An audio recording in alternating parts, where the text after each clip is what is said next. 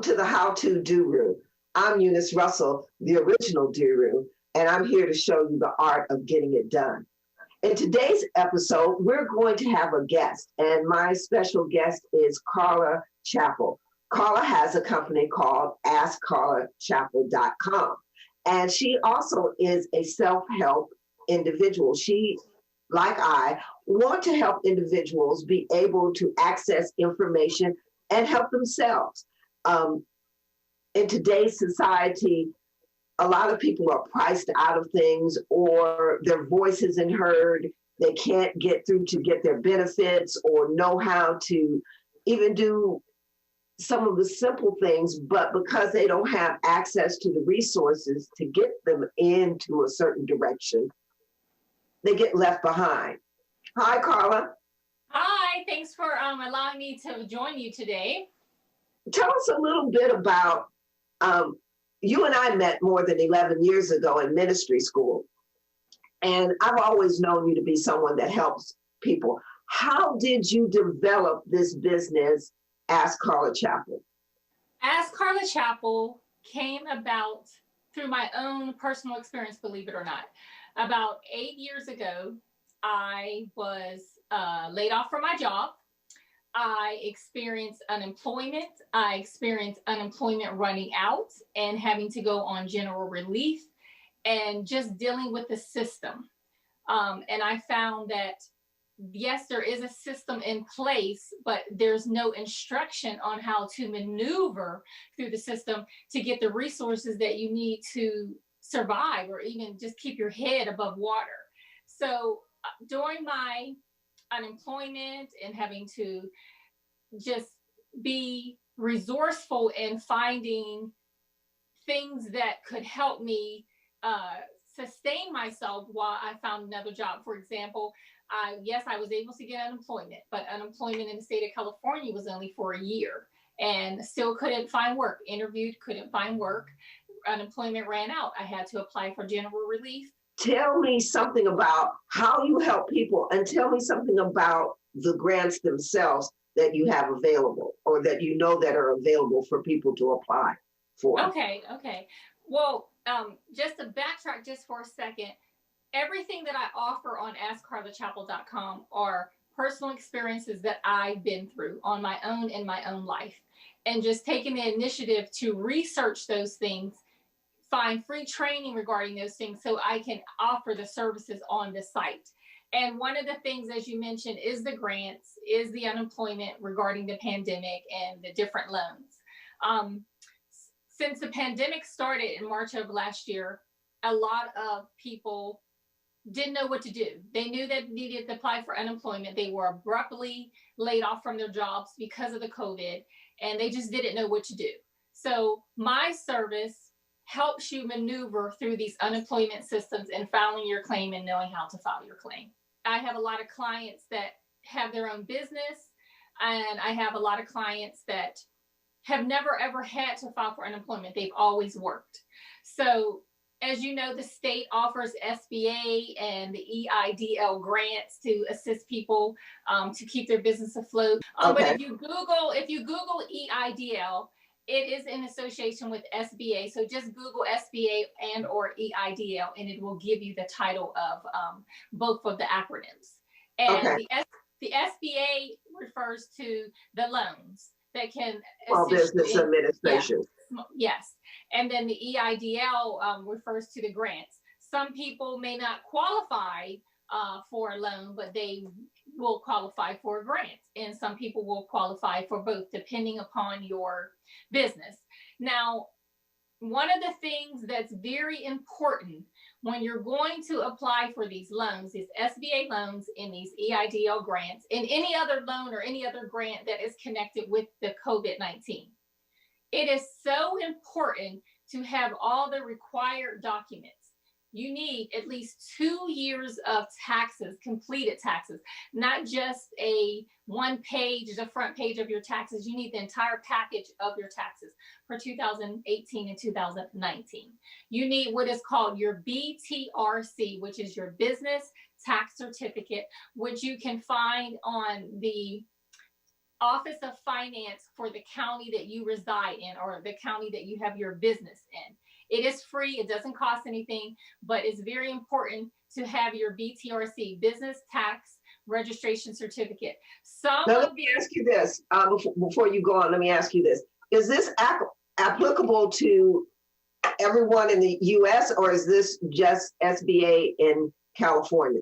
This is applicable to each grant, and each loan requires different documents. But the majority of grants and loans require the same information. So I always tell people, give them more than what you need to give them. And then that way they don't come back and ask you for anything. So right. I understand that. What I'm asking is, just for clarity for the people that are watching, the SBA is a federal, so it goes across all the 50 states. So what I'm trying to clarify is that the information that you're giving is on that level and not just for the state of California. Yes, that is correct, especially dealing with the taxes. The taxes are across the board in all 50 states. You need at least 2 years worth of taxes. You need your EIN number. And if you are a corporation, you need your articles of incorporation. If you're an LLC, you need your operating agreement. Those documents are so important when it comes to the required documents that you need to upload to qualify for these grants and loans. The first three things that are the most important is 2 years worth of taxes, your operating agreement, and or articles of incorporation. That's more important than anything, and along with your EIN number. Okay. And people, for those who are new to starting business, you can get your EIN number is your federal tax number that you do business under, and you can get those online very quickly, very easily, but they tie into your personal Social Security number. So regarding all grants and loans, you want to just make sure, like I'll give an example for California, for Los Angeles County, you need to have a BTRC, your registration tax certificate. Some grants require you to have that BTRC before March of last year in order to qualify for grants. So in applying for these loans and these grants, make sure that you read all the requirements, everything that is required in terms of documentation in applying for the grant. You just don't want to just go and apply and not have all the documents, because you're really going to waste your time because you wouldn't be approved. So make sure, and some of these things that you don't know what they are, it may be something that you just need to go online and do. It may not cost anything, like the BTRC to go on the Office of Finance for LA County. It doesn't cost anything. All you have to do is go on and fill in your company information, and it actually generates a temporary certificate for you at the time that you go online and apply. So, and also one of the things that I also wanted to share, when you're having a business and you're applying for these loans and grants, look the part. It is so important to look the part. If you don't have a website or a Twitter or Instagram or Facebook for your business, create one. Instagram, Facebook, Twitter takes a few minutes to create. We assist, askcarlachapple.com, we assist with the developing of websites through GoDaddy.com. And it's something we are here to teach you. And a lot of times people think, oh, I can't do it. Yes, you can. There's so many resources out there that can teach you, and you would be surprised. You're helping yourself. It's an affordable cost. So when you're applying for these grants and loans, sometimes on the application, it'll ask you, do you have a form of social media? Do you have a website? Look the part. Take 15, 20 minutes. Create a Twitter page. Create an Instagram page. Create a Facebook page. You just want to look the part. And also, it's important, keep your documents readily available. Your taxes. If you have to put them on a flash drive, your taxes, your articles of operation, your operating agreement, keep those things ready available, because sometimes a grant or a loan will come down the pipeline from an organization, and maybe that window of time for you to apply may be open only for a week. And if you have your information, your required documents readily available on a flash drive, all you would have to do is go to that search engine, type in the address of that grant or loan, fill out the application, upload your documents, and you're done. So put yourself in it's so important. Oh, that is really so important. What people don't understand is when you start a business, from the very first step, from acknowledging your name, getting your DBA, doing business as, all of that information, don't just take it and throw it somewhere. Create files, scan them, make sure, as Carla was saying about the flash drive, because to have that, I know just myself, there is a community development block grant, CDBG grants, and every state I think has their own form of a CDBG grant. And I was reviewing it for its terms, for the terms and everything, and it was such a short window. If I didn't have my everything in order or in place, I wouldn't be able to do it. But because, just as you're saying, that everything is on a flash drive and very easy to access, it's just a matter of uploading the things and answering the questions in the form. So very, very important. Next step, Carla. Thank you. Oh, you're very welcome. Another thing that I wanted to add, when you're going online and you're filling out these applications for these loans and grants, make sure you keep your confirmation number. When you submit the applications at the end, once you hit the submit button, it will generate a confirmation number or a reference number. Make sure you keep that reference number. That is your proof that you submitted for that loan and or grant. That is correct. That's with anything. Anytime you pay for something, get a receipt for something, hold on to it. I use a accordion folder that has January through December, and I keep all of my receipts in this accordion. So no matter what I have to do, I can always go back and pull out the physical receipt. You know, and even if I don't remember what month it is, it's so easy to pull it, you know, rather than trying to separate them from throwing receipts in a box. And it helps save you, especially for a business, when you go to see your accountant or whoever is doing your taxes for you, you have your documents in some form that somebody can look at rather than taking a shoebox full of receipts and saying, here you go. So. And the last thing I wanted to mention regarding grants and loans, and this is so important. Once you submit for a grant or loan and you're selected to receive funding for that grant or loan, the entity, the lender, will send you information. It is so important to check your inbox, but not only check your inbox, check your spam folders, your junk folders, just in case that email has gone to those folders instead of your inbox. When the email comes through and you find out you've been selected for funding, do not procrastinate in responding to the email. It will, most of the time when you find out you've been funded in the email, there will be instructions in the email telling you what you need to do in order to receive your actual funding. Follow through. Don't, I have a lot of clients sometimes that they just don't react to the email. They wait a couple of days, they wait a couple of weeks. This is money for your business. This is money to keep your employees paid. This is money for you to pay your operating expenses. Do not procrastinate in responding to the lender in terms of whatever you need to do to get the funding. It may just be log on to this portal, create a username and password, and sign your loan docs or sign your paperwork for your grant. Whenever you see that email come through, act on it immediately, because there's always someone waiting to take your place. And I have a few clients that just didn't respond to the email and they missed out on money and it went to the next person. So keep that in mind. Once they tell you that from a certain date that they will be sending you an email to let you know you've been chosen to be funded, start checking your email daily. Check your junk folder, check your spam, check your inbox, so that you do not miss out on anything. That's so very important, because when you hesitate to and don't follow through, why should anybody think that you're in need of the money? You know what I mean? If you really need it, be on top of it. You have to be about your business. Nobody else can do that for you. And yes, resources are there. The resources are there. It's just a matter of getting through the system and having what they are requesting from you. Do your part. As I said, make sure you have all the required documentation that these entities are asking for.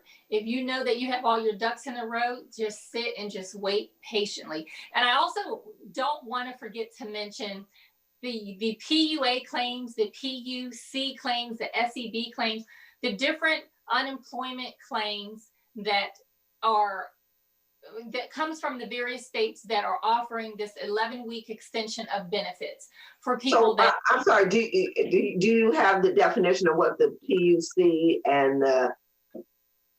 Okay, so the PUA is the Pandemic Unemployment Assistance. The PEUC is the Pandemic Employment Unemployment, and I can't remember what the C stands for, but you can always Google those acronyms. You can Google SEB, you can Google PEUC, PUA.